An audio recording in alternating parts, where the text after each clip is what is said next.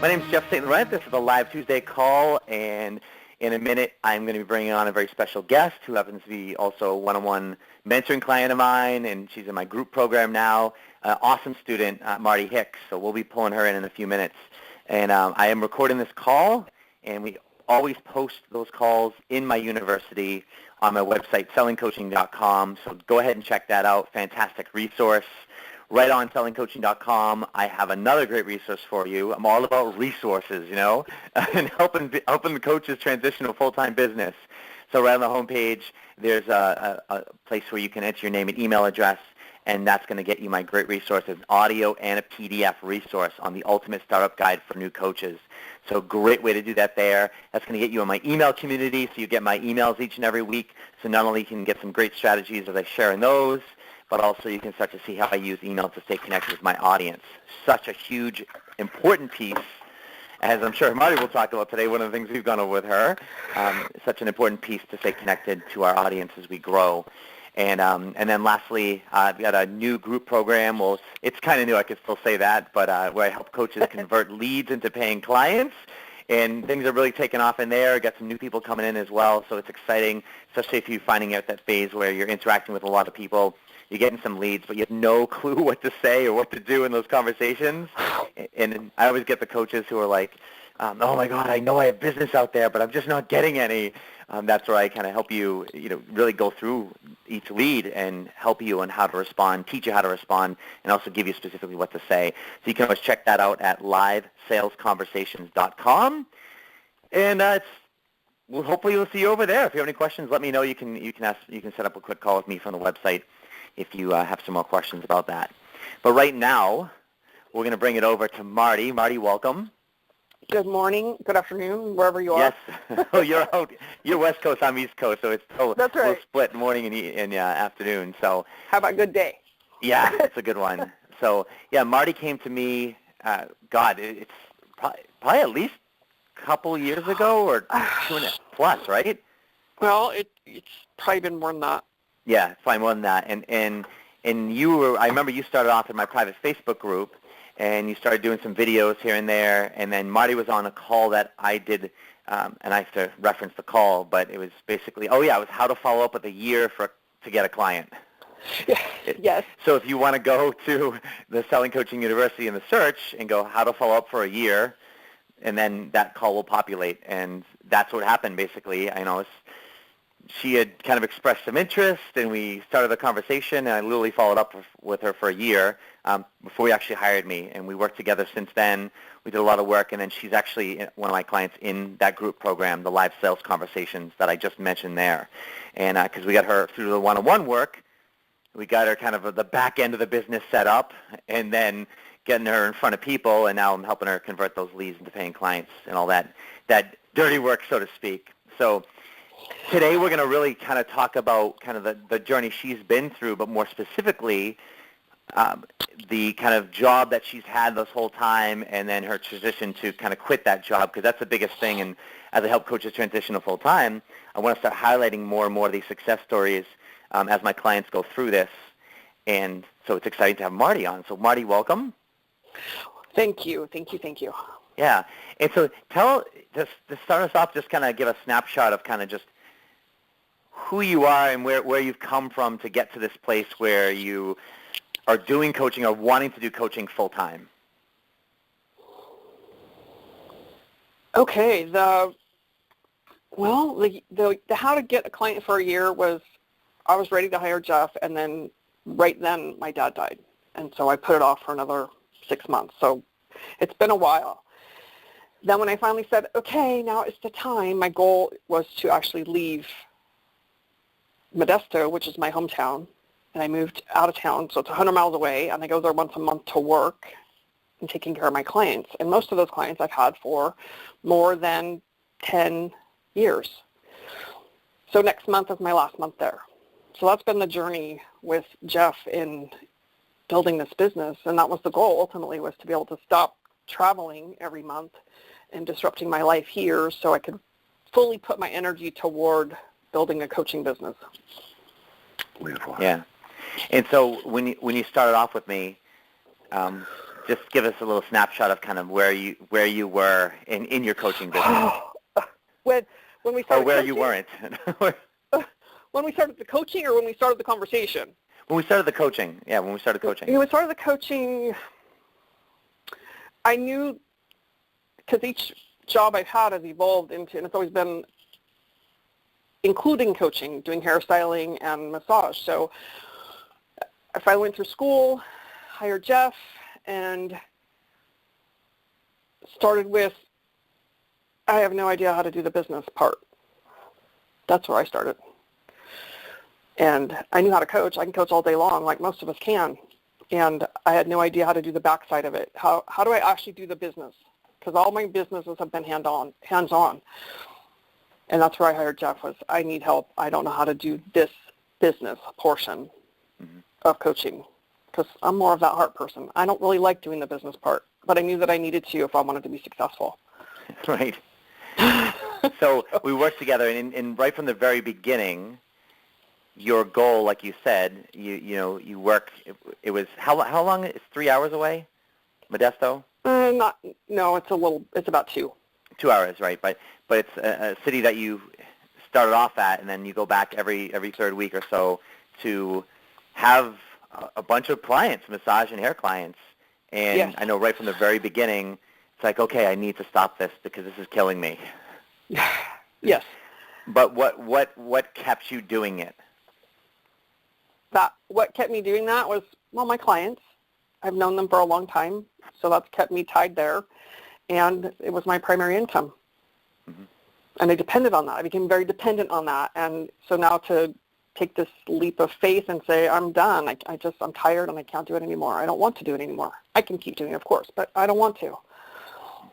I really want to immerse myself full-time here in that coaching and getting in front of people. So I just keep following directions.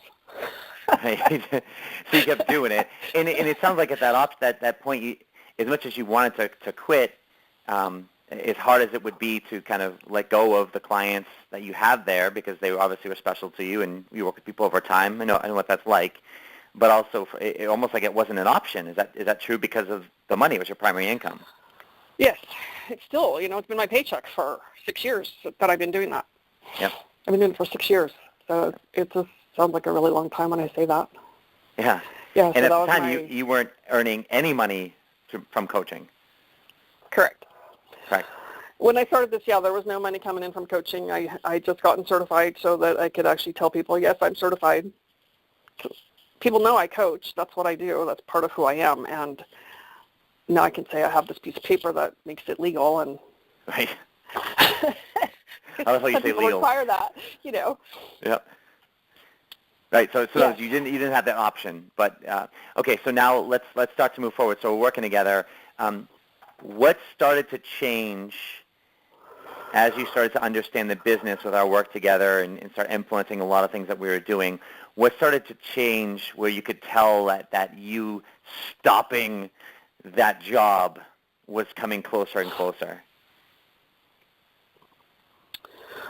What was changing, and as I've been observing it, is that I get the momentum going, and I'm in front of people, and I get this energy moving, and then it stops. Because when I'm in Modesto, I'm there working my booty off, and I don't do much of anything else except work. So that all this stuff I get going here stops, and then I come home, and then I get to build it back up again, get it to that high point, and then it stops again. And that's what I started to see is that's not working.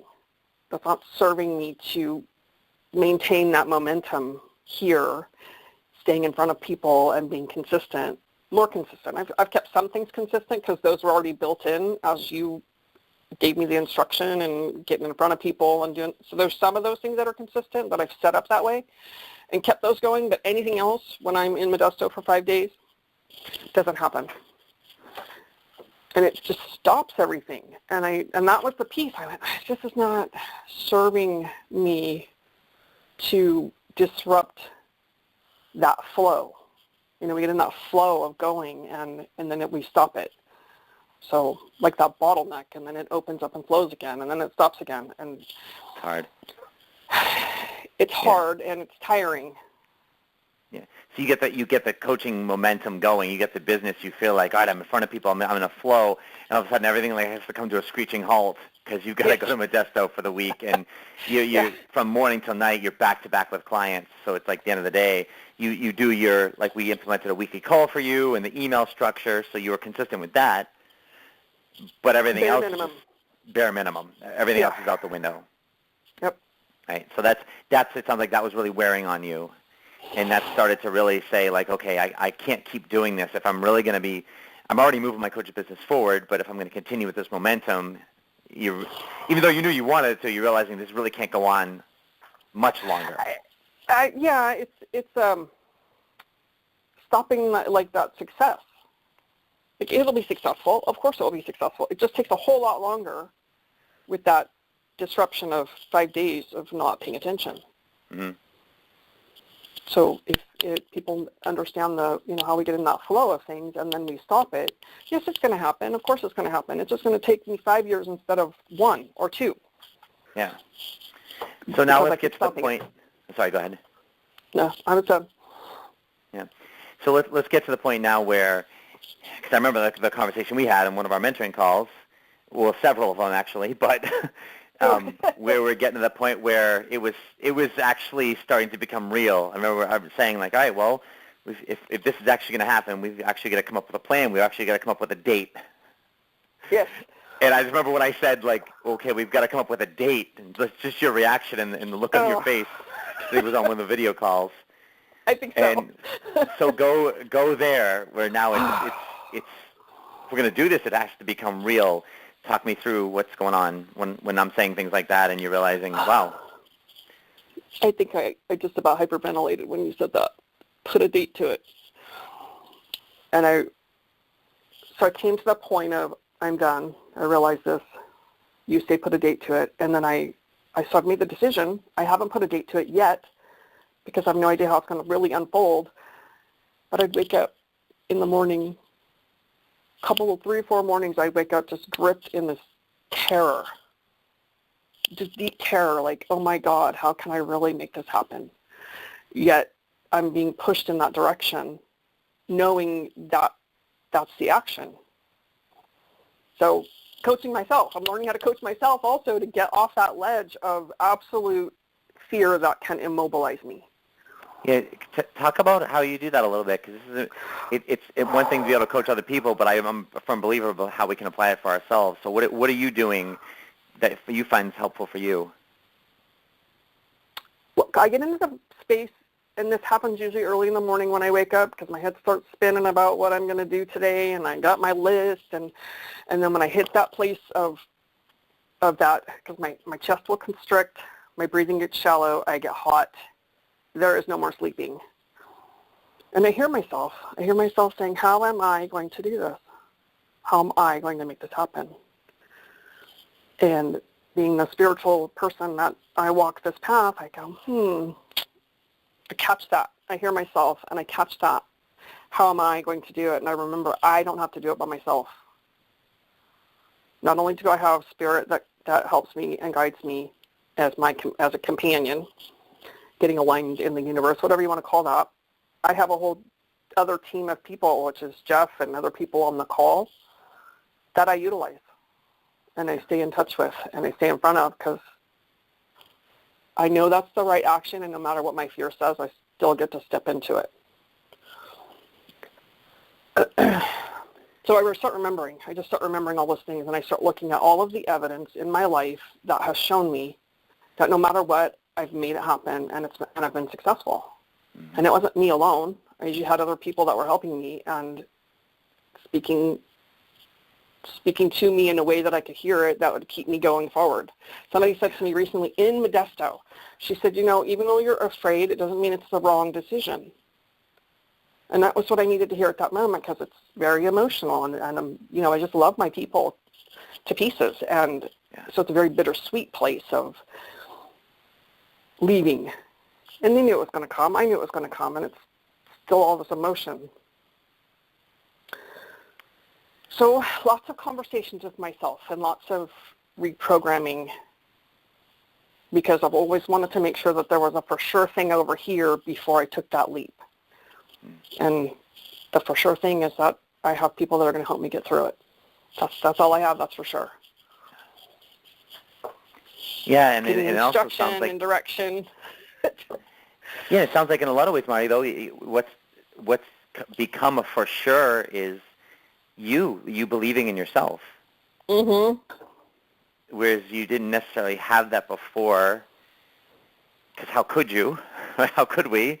Especially with a belief in that we can do our business. But when we have the right team around us and we start to move forward with it, not only that, combined with the strategies that you're talking about, like I'm just saying, you're reminding of yourself of what you can do and what you are capable of and the good things, versus it's very easy for us to remind ourselves of what isn't working and what can't work. Yes, and as you have pointed out, I think probably almost every call I've ever heard or been with you is, it's consistency.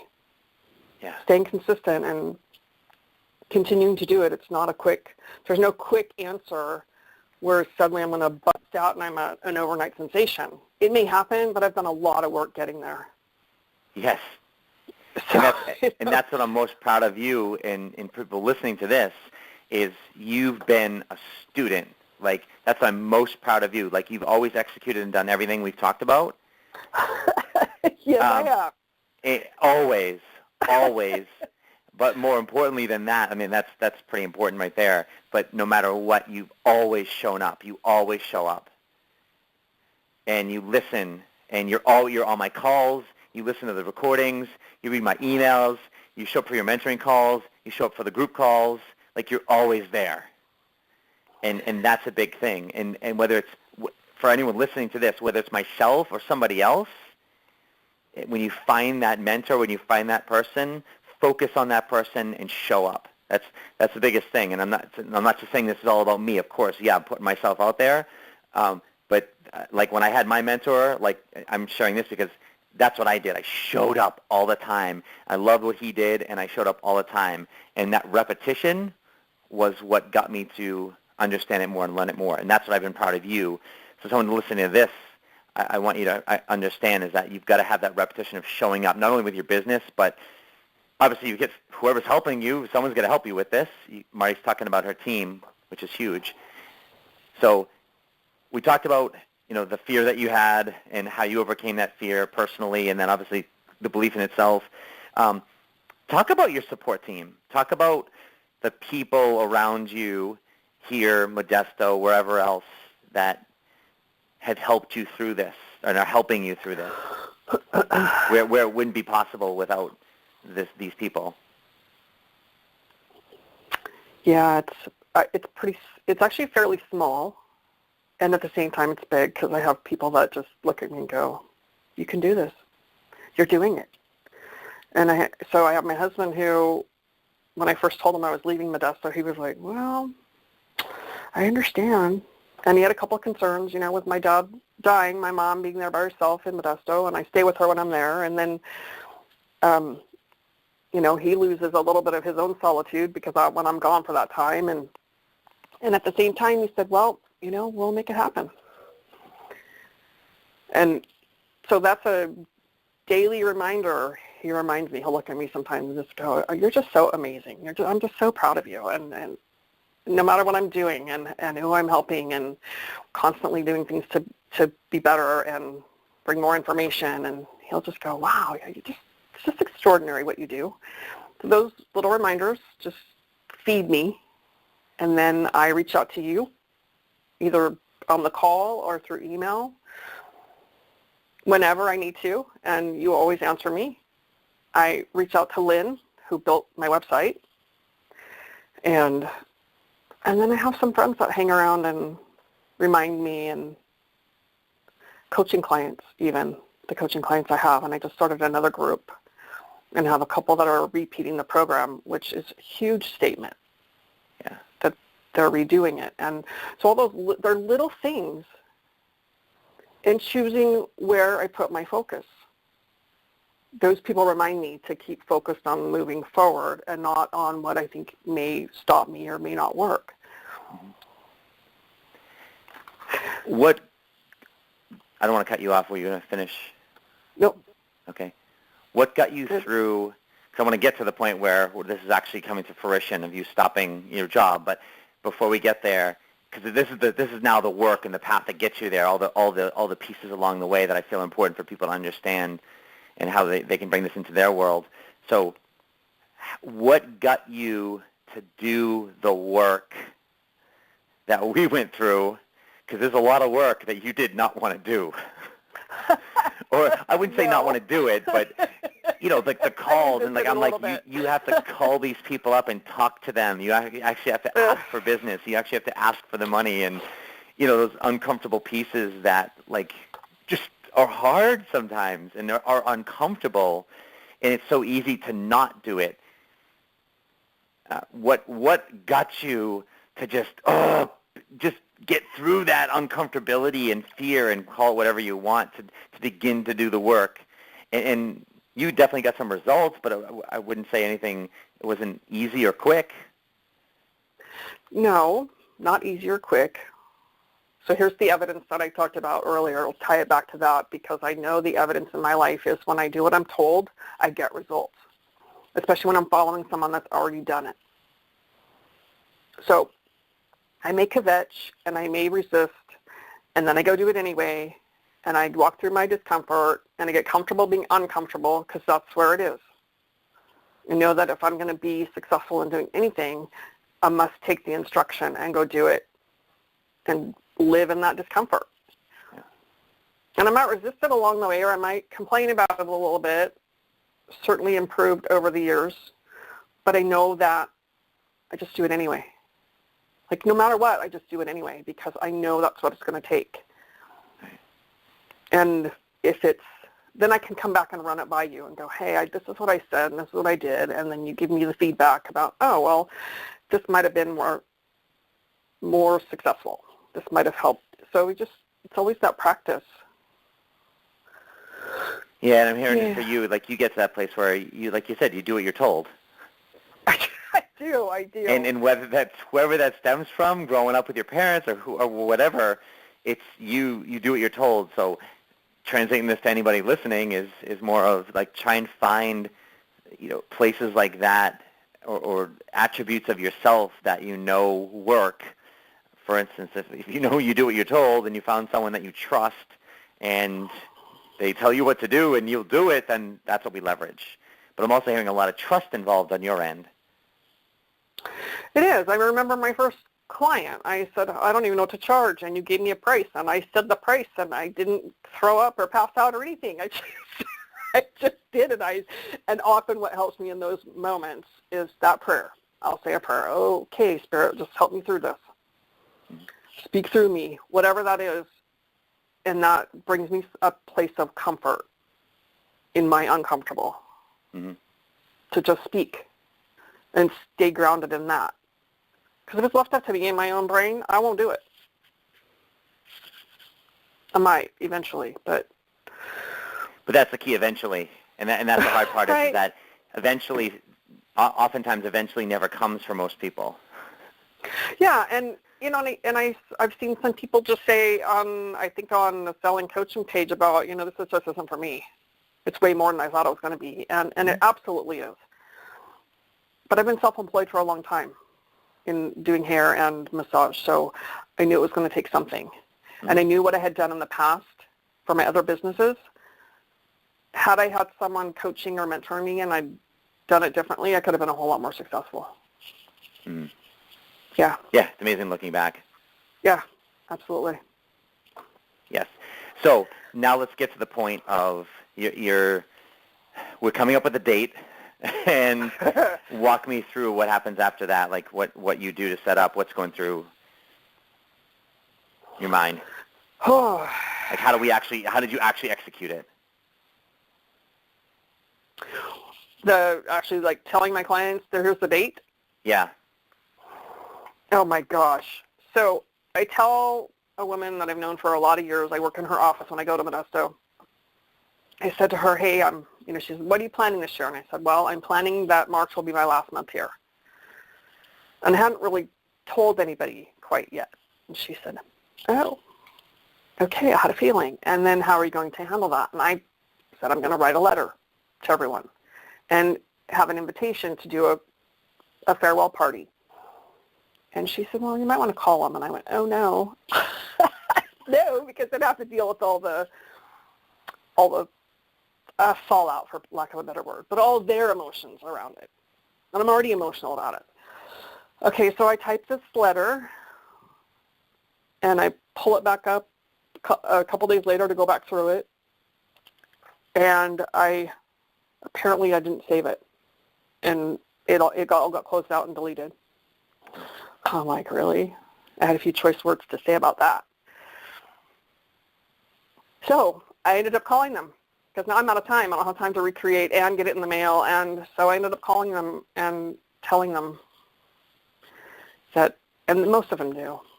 Most of them already knew it was coming. Mm-hmm. So I'll go back in March, beginning of March, for 5 days, and then go back a week later and prepare a dinner for them and spend a little time with them as a way of really being complete with that part. Just our relationship changes, but that part of how we've always interacted is going to be complete. Yeah. And that's important to me, that there's a way of having closure that says we're done with this part of our journey together. So that's important, and I've heard that in other people that I've interviewed on this call, and then with other clients, is having closure in that space and being able to leave that space from a good space versus just, hating it or being fired or quitting. Yeah.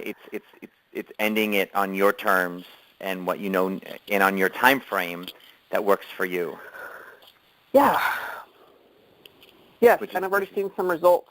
I told them, and I saw them last couple weeks ago now. It's been 2 weeks ago. I was in Modesto. And then last week, I was busier than I've been in a while at home, doing massages and hair and stuff. So I'll still do some of that while I'm doing the coaching here. That will still be part of my income. Mm-hmm. And I still love doing it. You won't have to travel. I won't have to travel. That's big. Yeah, and people that are here that know that I'm going to be quitting, they're like, oh, thank God, because it'll just give me more availability. There's a lot of things that happen here that would get me out of my community when I'm gone. Mm-hmm. It's amazing how that happens. Yeah. So now you're in this spot, so you go to getting over the hump of actually, okay, I've got to actually tell them. You tell them. You do that. You still got the last 2 times you're going to go. So you're still in that spot. So what happens afterwards? This is what I'm always interested in hearing. So it's done. You've told everybody. Now you come home. You sleep on it, so to speak. You wake up. You keep doing that. So where do you get to, and how does it feel like now that it's, even though you still got a couple times left, but it's happening? How does it feel? Wow. Kind of a surreal place, actually, because it's such a bittersweet of ending that relationship with them in that way and then coming here. And then on the flip side of that, I get super excited about what's possible and what can happen and all of the opportunities that I've missed by not being here that are already opening up because of the shift in my own energy toward leaving Modesto. Yeah, talk about that a little bit. Because as we know how that energy flows, and I was disrupting it, and even though I have one more time there, my energy is much more fully present here and speaking it out loud and telling people. And I've had a client who has never, ever booked her appointment when she leaves. Now that I'm going to be here, she said, should I start booking with you? Because she wants me to be successful. And she's referred a couple of people to me and bought gift certificates for her friends so they can start coming. So it's people now know that I'm going to be here the whole time and I'm not splitting it, or there's no risk that I'm going to leave.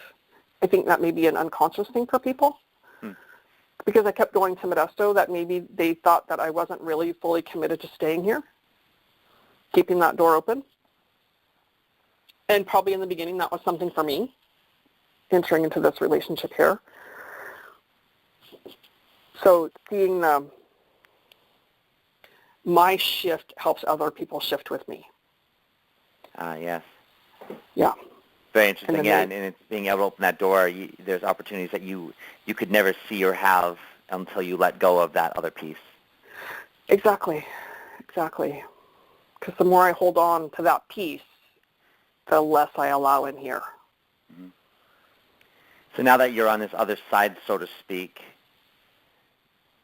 and there's people listening to this who are still on the other side where you were, where it's I can't let this go. It's my income, but I want to, whether they like it or not like it. I mean, this is something that you liked as well. It's not like you didn't enjoy yes. the people and or the money and or it's just the whole traveling piece and being away and then killing the momentum. But so for someone who's still on that side, who wants to be where you are, or at least take those steps, what do you have to say to them now? Put things in place that set you up to be successful, and jump. I think you say take the leap. I have just begin, jump. There's a place of jumping and knowing that no matter what, there's always been a net there, even though it didn't feel like it. I've always been taken care of. Finding that evidence, that's helped me a lot to make that transition, is looking for the evidence of my life that shows me I've always been successful. And I've even said it here, if I'm not getting the clients I need to get quite yet, I could go drive Uber. There's ways that I can go and do something that would be part-time if I absolutely had to. And then knowing that you have your support network. You have people that are supporting you. If you're married or live with someone, whatever that might look like for you, that you're willing to do whatever it takes to make it happen. And that means being really uncomfortable and stretching and growing, as we ask our clients to do. So really, taking that mirror and holding it up for ourselves to see that as we are coaching our clients and asking them to stretch and grow and do different things in their life that are uncomfortable, we get to do the same things. Otherwise, we just won't be very good at it anyway.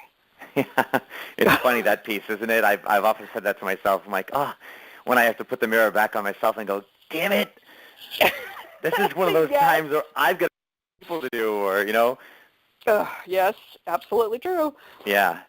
But so basically what I heard you say. Go ahead. Every time I do my course, I get to do my course too. Every time I deliver it for others, I get to do it too. Something shows up inevitably in my world. I go, dang it, there's my own medicine. I get to implement my own tools and grow with them. Absolutely. And so what I heard you basically saying is obviously you had to trust, but then you had to put like the pieces in place, like the pieces. What would you say, like and I know I believe we talked about a lot of them, but if you had to summarize the top 3 pieces, if I even give you a number, what are at least a few of the pieces that people need to put in place specifically for it to actually happen? And it's not a test, right? This is just so you know, I'm not looking for an answer. It's just from your perspective, if you're now the mentor, and you said these are the pieces, because this is what I've done. These are the pieces. I think first is having the mentor, having the person that gives you the instruction, the person that has been successful, so you want what they have. So that's one piece. And then consistently getting in front of people, so you're building your audience. And a third piece. I had a few things just jump in all at one time, and building the email list, which requires getting in front of people, which requires having that mentor, so putting those pieces in place so that you're utilizing your time effectively and consistently. That's pretty much Absolutely. the biggest thing Those for are the me. pieces of the business. Yeah. Yeah, the things I didn't know how to do. And when you said start a call every week, I'm like, really? And I remember my first call, I spoke for maybe 5 minutes. Because I wrote it all out, what I was going to say, and then now I'm like, 15 minutes. Oh, I better stop talking. Right. Yes. So That's that great. time and consistency builds it builds a comfort level and then a place of routine.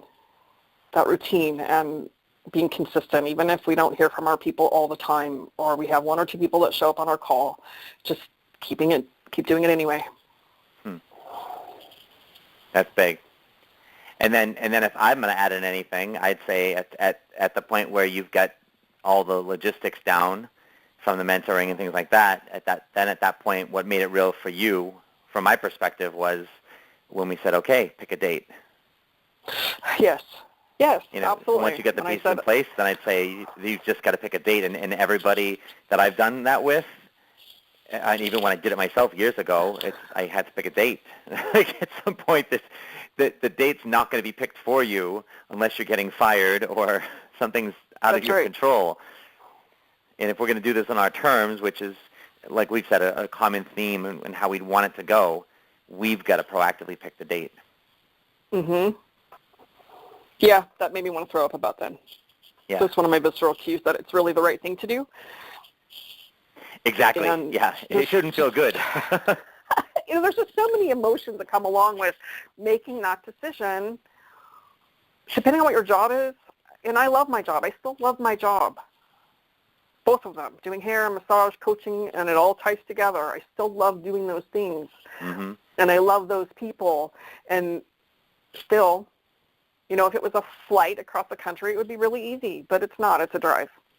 Yeah. So. Excellent. Well, I'm excited for you.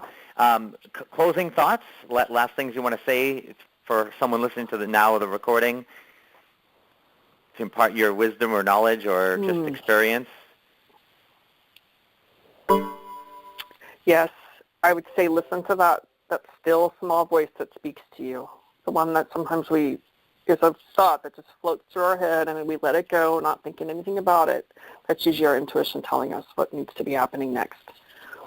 To listen to that and then, find your own, whatever that cue is for you that lets you know that it's time for you to take the action. Yeah, that's an important piece. Step forward and jump and know that you're just going to fly. Trust, like that bird on the branch. They're not afraid they're not going to fly. They're not afraid the branch is going to break. They're going to fly. And they're going to keep flying. Because that's their passion and that's their purpose. Same for us. And they might hit a few branches along the way. When they're learning how, yes. Yes.